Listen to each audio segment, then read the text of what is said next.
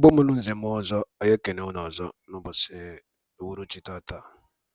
Anyị sị unu ụtụtụ ọma, efifie ọma, mgbede ọma, site na ngara ebe isi wee na-esoyere anyị n'iru akwụkwọ n'ụbọchị nke taa na Igbo midia, bụ ebe anyị si wee na-ewetara unu ya bụ ife gbara ọkpụrụkpụ na-eme na ana Igbo dị iche iche, obodo dị iche iche na ana Igbo na obodo nke anyị nọ n'ime ya. Dịka o si dị, ọbụna nke a bụ mbọsị izizi gị ị na-esonyere anyị n'iru akwụkwọ na Igbo midia, ekabalụ ka imetụ aka n'ebe a na-acha red and subscribe, share ekwe ya, gbakwa ụmụnne anyị ndị ọzọ ka fa na-esonyekwara anyị n'ihe anyị na-eme.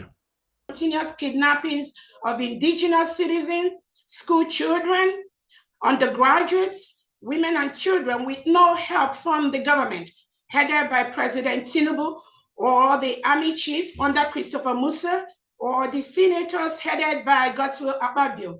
Little help. Comment on national TVs. No safeguard of lives and properties by the Nigerian government. Biafra exit is a life and death matter. These and many more are the reasons why Biafra seek to exit Nigeria. Biafrans have maintained the Monday sit at home consistently for over 2 years, courtesy of Biafrans and the Prime Minister, His Excellency Simon Ekpa. This act in itself is a form of referendum, and coupled with our established government in exile and de facto homeland administrators, our defined geographical area with its people, culture, and origin well-defined, the 40 United States of Biafra, each with its governors, whom we call the administrators, deputies, and secretaries. Citizens in these 40 states are loyal to these administrators and to the Biafra government in exile, and have been massively participating in the referendum voting, which is in its second stage.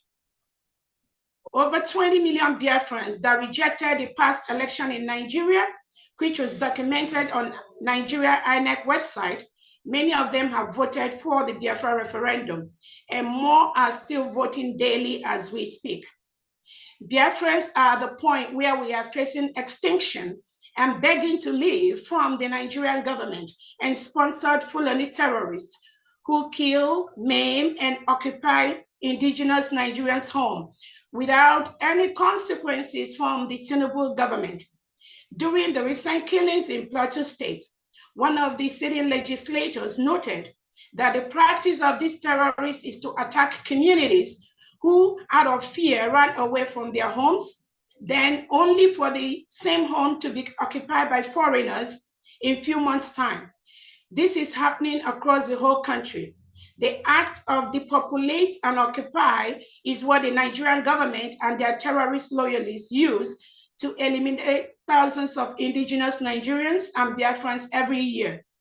How could a government that reintegrates non-terrorists as an approved policy be asking world leaders to help fight terrorists? This game is ended. These killings, burning of homes and businesses targeted at Biafrans by the Nigerian government using both the military, police, and reintegrated terrorists can no longer be tolerated.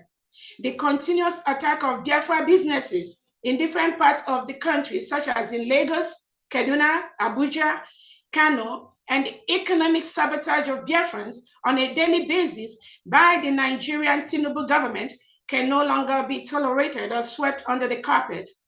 Remember the 20 pounds given to all Biafrans at the end of the Civil War, regardless of how much any Biafran had in the bank.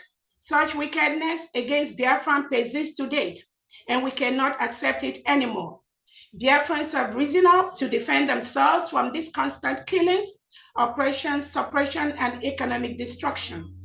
For many years, we've marched on the streets, we've carried placards to express our wish, we've consulted publicly and privately with stakeholders, we've reached out to foreign bodies such as the United Nations for help. In all this, what do we get? More reprisals, more killings of unarmed citizens, marginalization, hatred, subjugation, intimidation, and above all, continued violation of our rights, land, and property by the Nigerian government, their allies, and their supporters. This is against all international laws and treaties they signed with other countries. Nigerian government believes in the use of the barrel of the gun to silence those who do not wish to be part of their terrorist state and agenda. Even innocent women and children who were not involved or against what they do end up being murdered. So this shows that whether you defend yourself or not, Nigerian government will kill you using the reintegrated terrorists whose agenda is to depopulate and conquer. The government agenda approved and signed by Nigerian government and legislators and reintegrate these terrorists in different formats, including the one called Ruga, of which they used to spread across the whole Nigeria. The Fulani tactics of divide and conquer is a strong tool which they've employed over the years in many African regions, including Biafra land. They financially and politically corrupt the governors, legislators, local leaders, townships, and citizens to continue their heinous crime. These inner part in the divide and conquer game are the insiders in the United States of Biafra, who are being used by the Nigerian government, killer governors in the Southeast and South, as well as those who are benefiting financially from the Nigerian government to distract, manipulate, and destroy the Biafra struggle.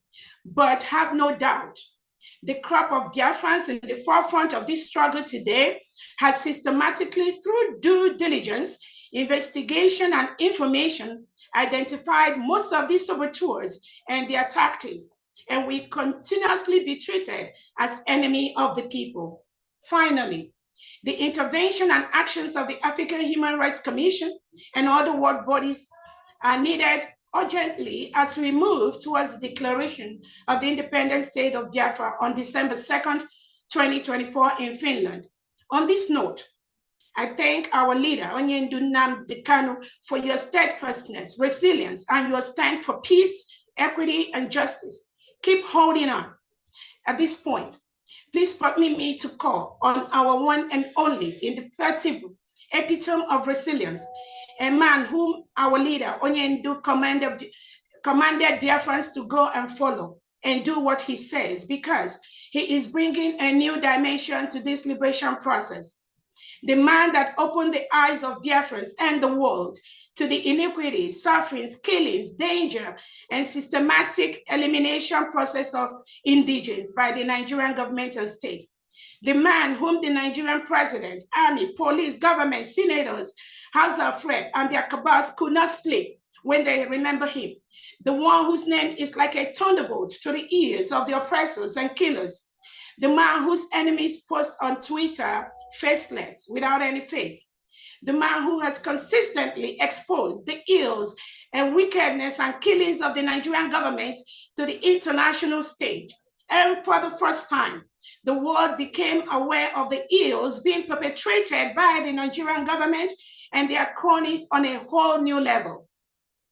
This guy has shaken Nigeria to its roots, and nothing, absolutely nothing will stop him because he has the mandate of Biafran people with him.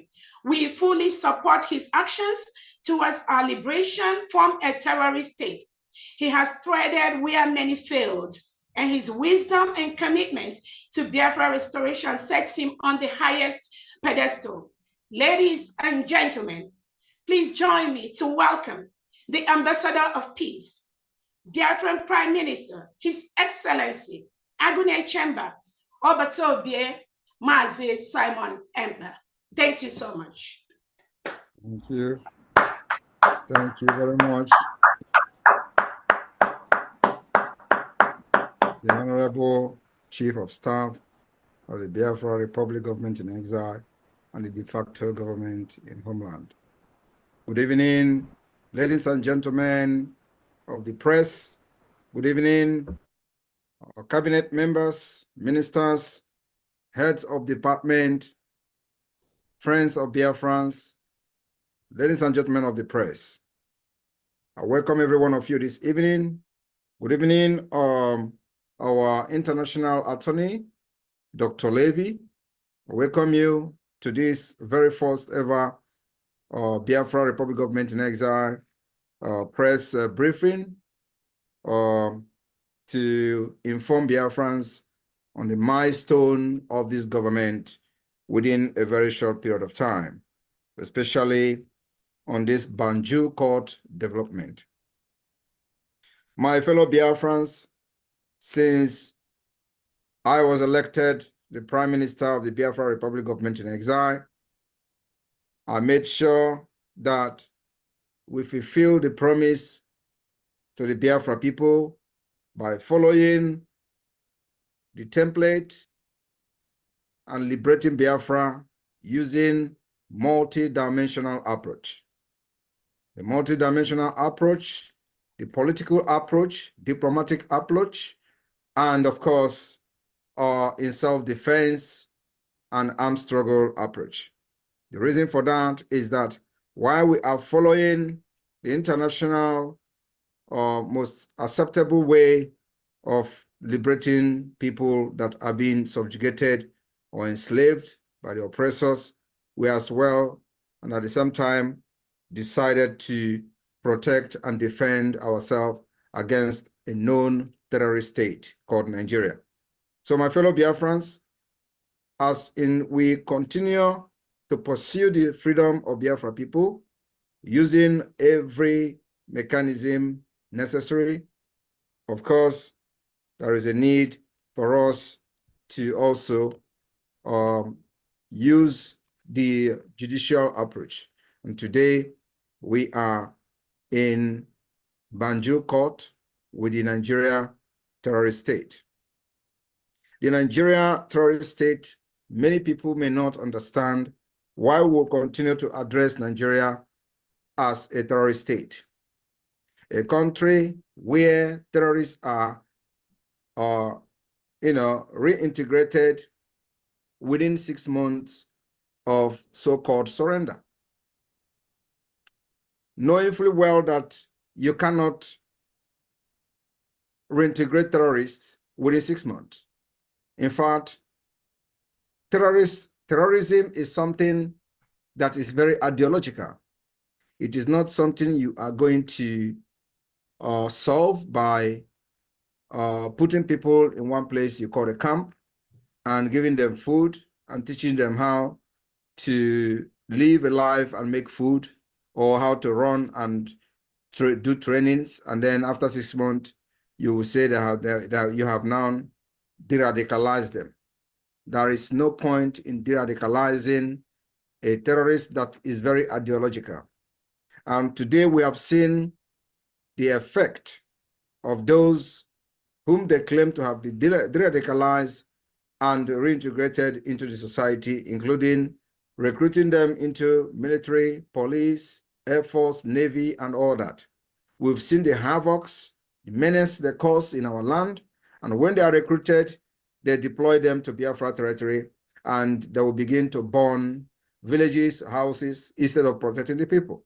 And of course, the reason for that is not very, very far from what we have been suspecting for a very long time: Islamization of Nigeria. We do not have anything against Islam, but we expect the other people to also respect our choice of religion. We are Christians, Jewish, and of course, traditional worshippers. And you cannot force us to embrace a different religion that we are not conversant with or that we don't want in our life. So that is the reason you see many killings, ethnic cleansing, annihilation of many ethnic groups, and of course, other indigenous nationalities within the Niger area. And Biafra people have stood up to resist that particular barbarism and massacre of different ethnic nationalities within the Niger area. Biafrans are resisting it, and for that reason, in as much as we want peace, we must defend ourselves. In as much as we want to exit Nigeria, we must make sure that our women and children are not killed like before. We must make sure that we don't go out to the street and give ourselves very cheaply to the Nigeria state to be massacred. We've seen a massacre of Biafrans from 1999, after many, many years from after the war. We've seen the emergence of Biafra from 1999 under Mossop. Many thousands of them were killed, many buried in shallow grave. From 2013, we saw the emergence of the indigenous people of Biafra under the leadership of Mazi Nnamdi Kanu. Many of them were butchered and killed from 2015 to 2017, 2018, and of course, even in 2022 and in 2023. Many of them were killed. The last one happened in Aba, in a state called Abia State, in the former Abia State, and they were protesting, and many of them were killed and butchered live in the street of Aba. After that massacre, we ordered sit at home to make sure that those who killed them were hunted down by the Biafra people. Of course, we recorded some success on that, and we continue to make sure that those who come to kill Biafrans will not live to tell the story. It is self-defense. It has been activated, and you can agree with me that since Biafra Republic Government in Exile, the unveiling of the Biafra Defense Forces, the Biafra Liberation Army, and Biafra Resistance Fighters, this barbarism, this killing has reduced to the minimum. They no longer kill our people at will. We no longer even give them that particular opportunity to kill anymore. And each time they come to kill in our community, we have ruthlessly resisted that particular barbarism. And today, you can see all of them crying. And sometimes I look at them, how they cry, and I laugh. I was listening to the so-called And by Dalo Lineno, Umife, Konisi, Venezuela, and many Rapuano Pasinketa, as a Kupasinketa, Malo Numa, I think which Korea Zero, and the Cosidi, and the king of the Ifabia from Prime Minister Kuni Rapua, Zoduki Biabo, Iabo, Ibo Media, Kaisiko when you were telling Nukozia do Kemba, Geniki when you Kupasta Makaya Bifa. Kabaroke drop on your comment, your own suggestion. Ni endani ne Biafran Prime Minister Kuni Rapo. Thank you so much and stay tuned at Igbo Media. Daro no munem kemesian.